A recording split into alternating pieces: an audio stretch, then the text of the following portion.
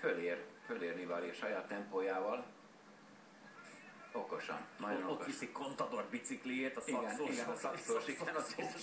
Kiszállították a szerelőt a kocsiból, és a szerelő ült föl a neutrál motorosra. Rányomtak a fejére egy bukót, és menjél, és hogyha szerelni kell, vagy valami visz magával tartalékkereket, biciklit, szerelőket berakták a kocsiból a motorokra.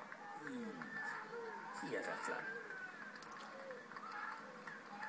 Képzeld el, hogyha motor ledöglik, akkor szalad a szerelő?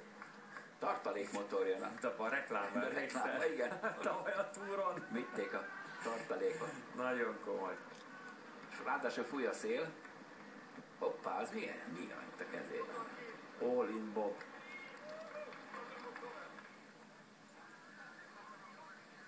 Motor, kipurcant a motor sipi. Nézd oda, kész.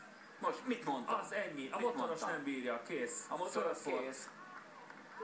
Nézd oda. Hát mi jön még itt, kérem szépen? Ez a mai szakasz, ez bevonul a Girok történetébe, úgy, ahogy van. Hihetetlen. Most mit mondtam, hogy a motor nem arra van beállítva egy ilyen motor, hogy két embert meg a kerékpár még rajta legyen, öttel. Mert nem bánhatsz le gyakorlatilag kettesbe sem már nagyon. És az egyik motor föladta.